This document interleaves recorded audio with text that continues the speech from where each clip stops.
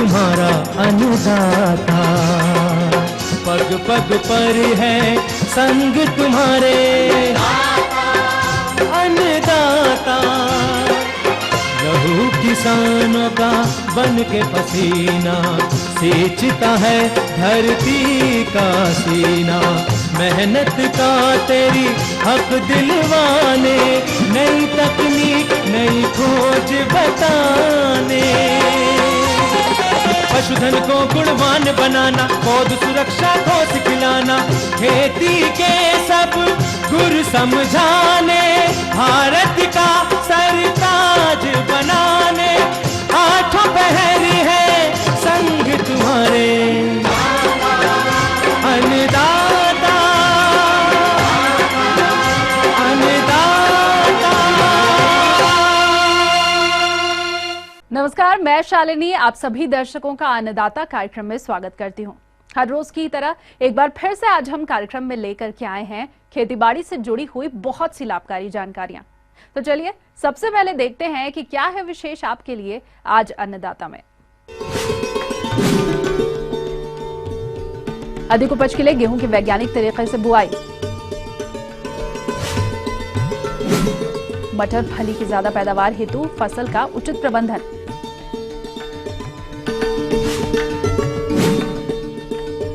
बेर के बाग से अधिक उपज लेने हेतु किए जाने वाले प्रबंधन कार्य,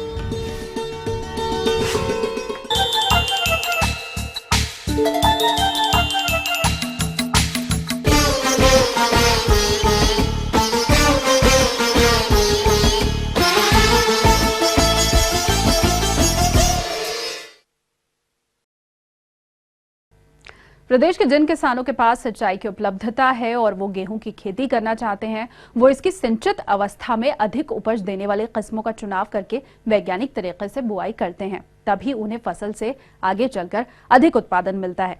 तो गेहूं की उन्नत किस्मों और बुआई विधि की विस्तार से जानकारी दे रहे हैं कृषि विज्ञान केंद्र कालूखेड़ा, जिला रतलाम के वैज्ञानिक डॉक्टर SB शर्मा। तो गेहूं में सबसे पहली बात तो है किसान भाइयों कि आपको गेहूं की जो बीज जो वैरायटी किस्म का चयन करना है उसमें बहुत ध्यान रखने की ज़रूरत है और वो सोच के सिलेक्शन करना है। ये वैरायटी का जो विभिन्न आजकल इतनी अच्छी वैरायटी निकल गई गेहूं में कि हम उनको 2 पानी 3 पानी 4 से 5 पानी सभी तरह की किस्म है। तो हम अपने सिंचाई व्यवस्था के अनुसार गेहूँ की किस्मों का चयन करें। यदि हमारे पास 2 सिंचाई है तो हम 2-3 वैरायटी है जो बहुत अच्छी है सरवती में। एक HI 1531 है हरिस्ता, दूसरी HI 1500 है, HW 2004 है। ये सरवती में अच्छी किस्म है जिनको लगा सकते हैं और बढ़िया उत्पादन ले सकते हैं। 25 से 30 कुंटल प्रति हेक्टेयर प्राप्त कर सकते हैं। यदि हमारे पास 3 सिंचाई है तो हम कुछ और वैरायटी है सरवती में ही, जैसे JW 1142 है उसका चयन कर सकते हैं। MP 3288 है उनका उपयोग कर सकते हैं और HD 2987 है। ये सरवती में वैरायटी है, इनका उपयोग कर सकते हैं। तो इनसे भी हम बहुत अच्छा करीब 35-40 कुंटल तक पैदावार प्रति हेक्टेयर ले सकते हैं। यदि हमारे पास 4 से 5 सिंचाई है तो उसमें हम HI 1544 ले सकते हैं पूर्णा, जो बहुत अच्छी वैरायटी है। ये सब सरवती में है। और HI 1479 है स्वर्णा, इसको लगा सकते हैं। HI 1418 नवीन चंदोसी है उसको लगा सकते हैं। ये वैरायटी है जो हमारी 4 से 5 पानी में और अच्छी उत्पादन क्षमता देने की इनमें क्षमता है। 50 से 60 कुंटल तक प्रति हेक्टेयर उत्पादन हम प्राप्त कर सकते हैं। जहाँ तक कुछ आजकल जो मालवा क्षेत्र के लिए कठिया वैरायटी निकाली है, वो भी उनमें भी अलग अलग वैरायटी है जो कम पानी में आ जाती हैं। तो 2 पानी में है तो उसमें भी HD 4672 ले सकते हैं मालवा रत्न, HI 8687 ले सकते हैं, ये कम पानी वाली है, इनको उपयोग कर सकते हैं। और ज़्यादा पानी में हमको 4 से 5 सिंचाई की सुविधा है तो HI 8663 है वो ले सकते हैं। HI 8498 है। ये वैरायटियों का हम जो यहाँ पर उनका अच्छा उत्पादन प्राप्त हुआ है तो इनको लेंगे तो हम 50 से 60 कुंटल प्रति हेक्टेयर पैदावार ले सकते हैं। तो किसान भाई इसे अनुसार बीज का चयन करें। खेत को जो है अभी जैसे हमारा सोयाबीन कट गया है और खेत खाली पड़ा है इस एरिया में ज़्यादातर, तो हम उसमें प्लाऊ से चला दें और उसके बाद उस पर रोटावेटर चला दें तो हमारा बहुत अच्छी तैयारी हो जाती है। यदि नहीं है तो 2 बार कल्टीवेटर चलाएं और उसके बाद हल्का सा पाटा चला के छोड़ दें और फिर उसके बाद सिंचाई कर दें। और जब अच्छा बतर आ जाए, जो बढ़िया हमारा समय नमी सही हो, समय हम उसकी एक बार बढ़िया जुताई करके और फिर हम बुवाई करेंगे तो हमारा अंकुरण सही रहेगा और बढ़िया उत्पादन भी अच्छा प्राप्त होगा। उर्वरक का प्रबंधन का सवाल है तो हमको मृदा टेस्ट के आधार पर देना चाहिए, लेकिन सामान्यतः यदि हमारी अच्छी किस्में हम लगा रहे हैं, 4 से 5 सिंचाई की सुविधा है तो 120 किलो नाइट्रोजन, 60 किलो फास्फोरस और 40 किलो पोटास प्रति हेक्टर आवश्यकता है। और इसके साथ साथ आजकल जो जिंक की कमी देखी गई है तो किसान भाई 25 किलो जिंक सल्फेट प्रति हेक्टर उपयोग करें। खाद और उर्वरक में ये ध्यान रखें कि जो भी हम दे रहे हैं उसमें नाइट्रोजन का 1/2 आधा भाग, जैसे 120 किलो नाइट्रोजन प्रति हेक्टर है तो 60 किलो लगभग, और बाकी पूरा फास्फोरस 60 किलो और पोटास 40 किलो और जिंक सल्फेट, ये सारा खाद हमको बुवाई से पहले ही देना है खेत की तैयारी के समय। शेष नाइट्रोजन बचता है उसको हम प्रथम सिंचाई पे बुवाई के बाद 18 से 20 दिन पे वो दे दें 1/2, और 1/2 जो बचेगा वो हमको 40 से 45 दिन पे देना है। और बीज हमारा प्रमाणित बीज होना चाहिए, गुणवत्तायुक्त बीज हो। किसान भाई जहाँ तक बीज का सवाल है तो अभी टाइम से बुवाई कर रहे हैं तो 100 किलो प्रति हेक्टर बीज की मात्रा रखें। के साथ साथ जो बीज है हमारा उसको अनिवार्य रूप से बीटावैक्स से उपचारित करें। 2.5 ग्राम प्रति किलो बीज के मान से बीटावैक्स ले लें और उससे हम बीज को पूरी तरह उपचारित करें। और बीज उपचार से तात्पर्य यह है कि बीज उपचार ऐसा होना चाहिए जिसमें हमें जो ओरिजिनल गेहूं का जो कलर है वो न दिखाई दे। जो भी हम बीटावैक्स मिला रहे हैं उसका कलर सारे गेहूं पे चढ़ जाना चाहिए, तभी हमारा सही बीज उपचार हो। अभी जो बहुत सारे क्षेत्र में किसान भाई छिड़काव पद्धति से कहते हैं वो बहुत सारे नुकसान होते हैं उनसे, हमारी क्वालिटी भी नहीं बनती है और दूसरा कई बार असमय तेज हवा चल जाने से सिंचाई के बाद गेहूँ आड़ा गिर जाता है। तो एक निश्चित लाइन में दूरी में बुवाई करें और इसके लिए सबसे बढ़िया होगा कि 9 से 10 इंच लाइन से लाइन रखें और करीब 2.5 इंच पौधे से पौधे की दूरी और 1.5 इंच से ज़्यादा गहराई पर बीज न बोएं। और इसके साथ साथ छोटी क्यारी टाइप बना लें बुवाई के पश्चात, तो जिससे हमको पानी की बचत होगी। पानी की कमी है तो और आसानी से हर पौधे को पास और सही तरीके से पानी मिल जाएगा। यदि हम ऐसा करते हैं और समय पे सिंचाई का ध्यान रखें, ये हमारी पहली जो सिंचाई होती है बुवाई के पश्चात वो बहुत आवश्यक है। यदि वो सिंचाई कट जाती है तो हमारा गेहूं का उत्पादन प्रभावित होता है। और दूसरा, वैसे गेहूं में हम हर 20-25 दिन पे सिंचाई कर सकते हैं जैसी ज़मीन है, लेकिन ये सिंचाई एक पहली जो है समय पे महत्वपूर्ण है। दूसरा, एक जब हमारा गेहूं में 80-85 दिन के करीब गेहूं में जब हल्का सा दाना भरता है बाली में जिसमें दूध निकलता है, उस स्टेज पे सिंचाई अवश्य मिलना चाहिए। ये दोनों सिंचाई हमारे उत्पादन को प्रभावित करती हैं, तो इन दोनों पे विशेष ध्यान रखें। बाकी थोड़ा बहुत 20-25 जैसी आपकी ज़मीन है, मृदा है, उसके अनुसार सिंचाई कर सकते हैं। तो ये थी कुछ उपयोगी जानकारियां। अब लेंगे एक छोटा सा ब्रेक, जल्द हाजिर होंगे।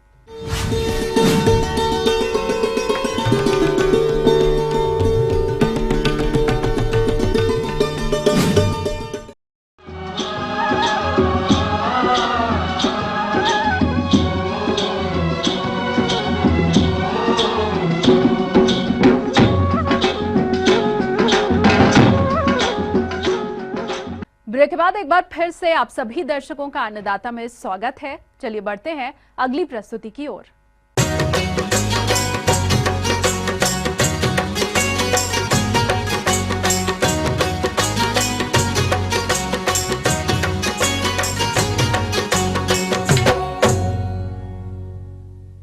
हमारे राज्य के जिन किसानों ने सितंबर माह में हरी फली के लिए मटर की बुआई की थी, उसमें अभी फूल आना प्रारंभ हो गया होगा। इस समय फसल में कौन कौन से कार्यों को करना जरूरी है, इसकी जानकारी के लिए मिलते हैं जवाहरलाल नेहरू कृषि विश्वविद्यालय जबलपुर के वैज्ञानिक डॉक्टर शेखर सिंह बघेल से।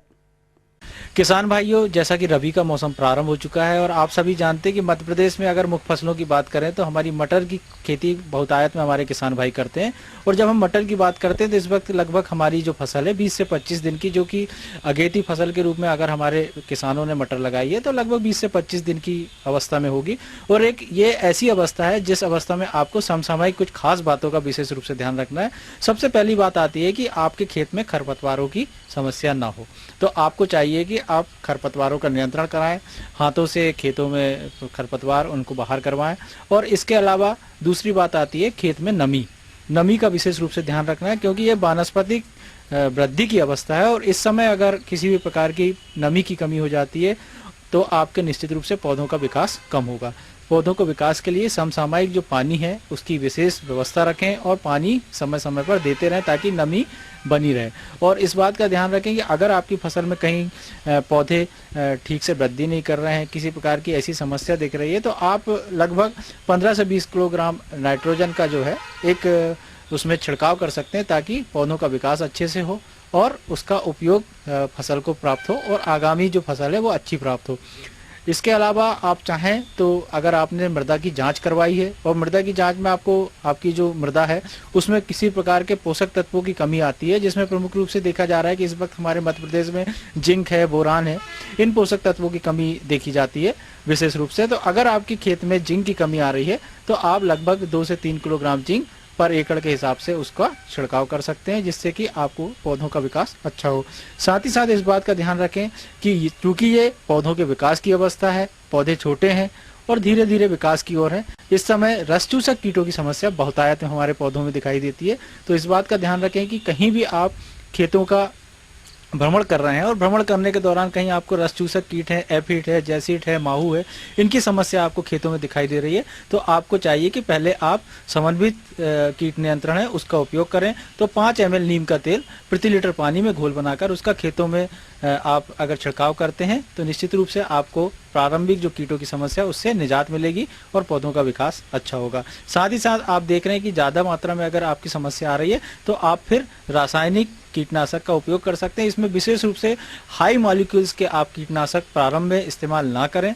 प्रारंभिक स्थिति में आप देखें कि अगर कम मात्रा में आपके कीट हैं तो आपको चाहिए कि जो ट्राइजोफास जो हमारी कीटनाशक दवा है उसकी लगभग 1.5 से 2 ml मात्रा प्रति लीटर पानी में घोल बनाकर उसका आप अगर छिड़काव करते हैं तो प्रारंभिक अवस्था में जो कीटों की समस्या है उससे आपको निजात मिलेगी और पौधों की जो बीमारियां हैं या रोग लगने की जो समस्या है या कीटों से समस्या आती है उससे निजात मिलेगी। इसके अलावा किसान भाई इस बात का विशेष रूप से ध्यान रखें कि जब भी हमारी फसल में अगर कहीं आप देख रहे हैं कि जो इल्लियां हैं उनकी समस्या आती है तो इल्लियों से बचाव के लिए आपको चाहिए कि आप उसमें ट्राइजोफास जो दवा है उसकी लगभग 1.5 से 2 ml मात्रा प्रति लीटर पानी में घोल बनाकर उसका छिड़काव करें। और कई बार देखा जाता है जब फलियां बनने लगती हैं तो फलियां बनने के दौरान विशेष रूप से समस्या आती है कि जो हमारी फली छेदक कीट है उसकी फली छेदक इल्ली जो है इसकी समस्या देखी जाती है। तो इसके निदान के लिए भी आपको ट्राइजोफास जो दवा है उसकी लगभग 1.5 से 2 ml मात्रा प्रति लीटर पानी में घोल बनाकर उसका आपको छिड़काव करना चाहिए। इस बात का विशेष रूप से ध्यान रखें कि खेत में आप जब भ्रमण कर रहे हैं और कहीं पे आपको पैचेस में या कहीं छोटे छोटे भागों में आपको जो फसल सूखने लगती है, विशेष रूप से जो किसान भाई हैं उसको जानते हैं कि इसको उगरा रोग के नाम से किसान भाई पहचानते हैं। तो अगर कहीं खेत में सूख रही है फसल और इसको नियंत्रण के लिए आपको इस बात का ध्यान रखना है कि जो M45 या Z78 जो दवा है उसकी लगभग 2 ग्राम मात्रा प्रति लीटर पानी में घोल बनाकर उसका अगर आप छिड़काव करते हैं तो जो उगरा की समस्या हमारी मटर की फसल में आती है उससे आपकी बचत हो सकती है, उससे आपका निदान हो सकता है और आप अच्छा उसका उत्पादन ले सकते हैं। किसान भाई इस समय मध्य प्रदेश के कुछ जिलों में पानी की वर्षा भी होना प्रारंभ हो गई है, कई क्षेत्रों में वर्षा हो रही है। इस बात का ध्यान रखें खेत में पानी ना भराव हो। पानी भराव की स्थिति में आपसे खेत से पानी निकालने की व्यवस्था करें, खेत में पानी ना भरने दें, नहीं तो आपकी फसल को नुकसान होगा और आगामी समय में आपको बहुत ज़्यादा समस्या आएगी। इस बात का ध्यान रखते हुए पानी का अगर आपका भराव हो रहा है तो उसको बाहर निकालें और साथ ही साथ जो बताई हुई समसामयिक बातें हैं उन सब बातों का विशेष रूप से ध्यान रखें। आगे और भी है कुछ रोचक जानकारियां, पर यहाँ पर रुकेंगे एक और कमर्शियल ब्रेक के लिए, जल्द हाजिर होंगे।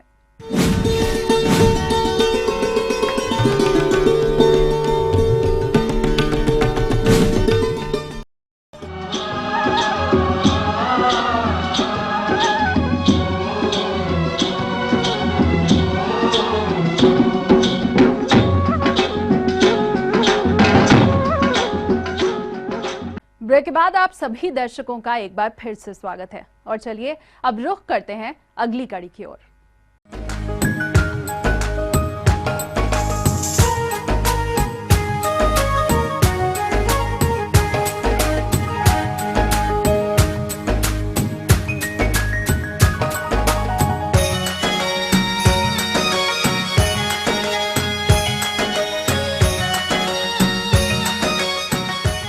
बेर, जिसे कि गरीब के सेब की उपमा दी गई है और जिन किसान भाइयों ने बेर के फलोद्यान लगा रखे हैं, इनसे अच्छा उत्पादन लेने हेतु वर्तमान में कौन कौन से प्रबंधन कार्य करें, इस बारे में विस्तार से जानकारी दे रहे हैं एक विषय विशेषज्ञ डॉक्टर एस.के. खंडेलवाल।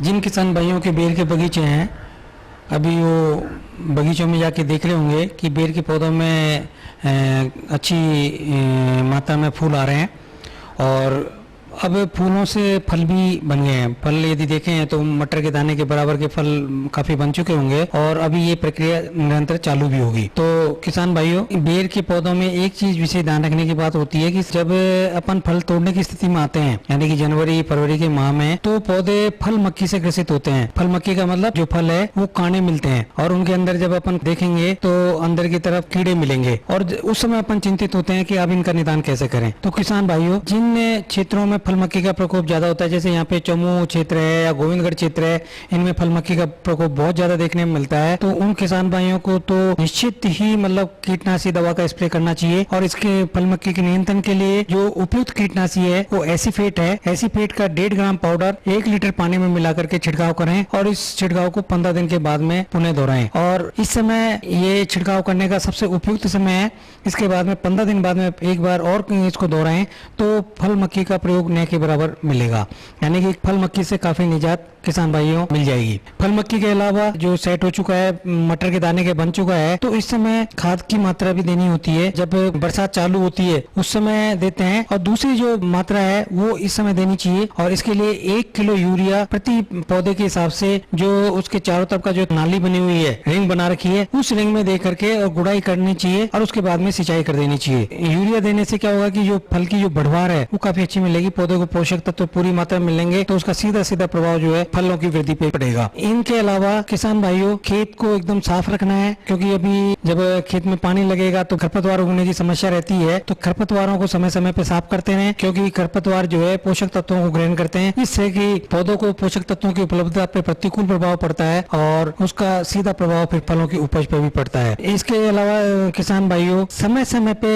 सिंचाई जरूर करते रहना चाहिए, क्योंकि बेर वैसे तो बहुत ही शुष्क जलवायु वाला पौधा है, सूखा सहन करने की क्षमता है, लेकिन फलों की अच्छी बढ़वार के लिए, उसमें अच्छी चमक लाने के लिए, उसमें मिठास लाने के लिए समय समय पे सिंचाई करना बहुत ही आवश्यक है। और सिंचाई का एक निश्चित इंटरवल होना चाहिए। ये इंटरवल जो है वो अपने वहाँ की जो स्थिति है कि मिट्टी कैसी है, पानी की उपलब्धता कितनी है, पौधे की आयु कितनी है, इसके ऊपर निर्भर करती है। तो 15 से 20 दिन के अंतराल पर सिंचाई करते रहना चाहिए। और जिन भाइयों ने ड्रिप इरिगेशन लगा रखी है वो तो हर तीसरे दिन या चौथे दिन ड्रिप के माध्यम से सिंचाई कर सकते हैं।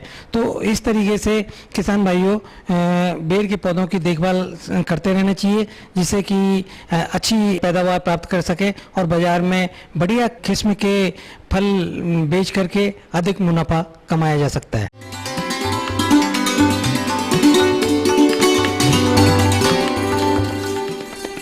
अन्नदाता हेल्पलाइन निशुल्क फोन संपर्क सेवा के माध्यम से आपके द्वारा पूछे गए प्रश्नों में से एक या फिर 2 महत्वपूर्ण प्रश्नों को हम अपने कार्यक्रम में शामिल करते हैं और इसी के तहत आज का चयनित प्रश्न और उसका जवाब इस प्रकार है। अन्नदाता निशुल्क फोन संपर्क सेवा के माध्यम से पूछे गए प्रश्नों में से आज हमने जिस प्रश्न को कार्यक्रम में शामिल किया है उसे पूछा है ग्राम अमरपुरा, जिला श्योपुर के कृषक कंचन शर्मा ने। यह दुधारू पशुओं को खरीदते समय रखी जाने वाली सावधानियों के बारे में जानकारी चाहते हैं। तो कंचन शर्मा जी, आपकी जानकारी हेतु प्रस्तुत है कार्यक्रम का यह अंश।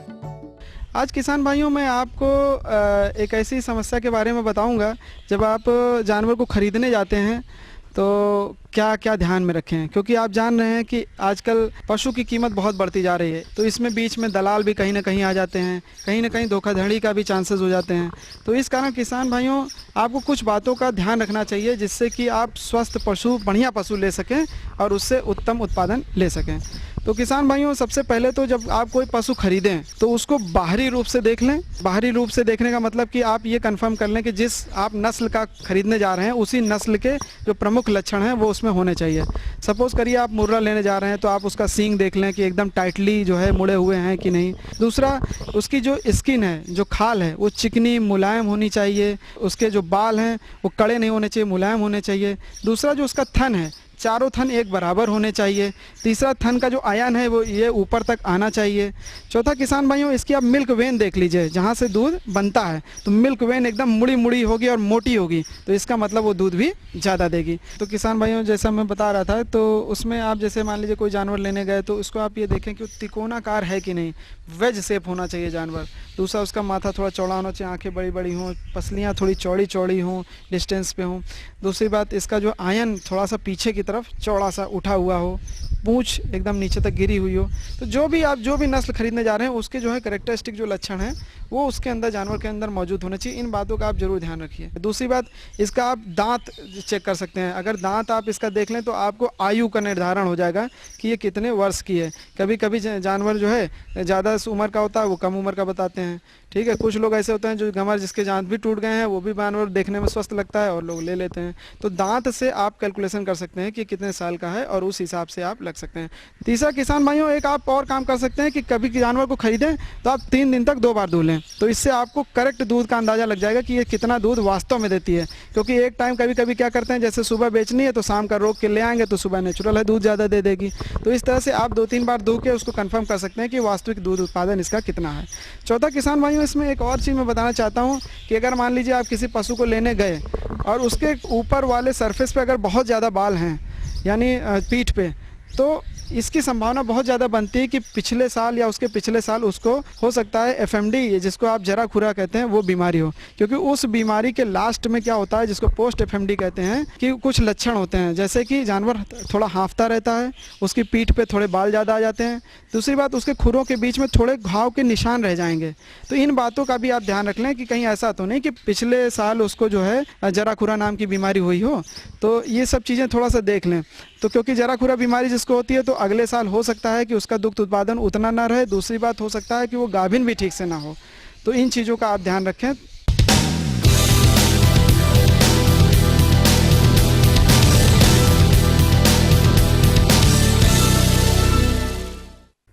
राज्य की विभिन्न मंडियों में कृषि उत्पादों के चढ़ते उतरते बाजार भाव की संक्षिप्त जानकारी इस प्रकार है।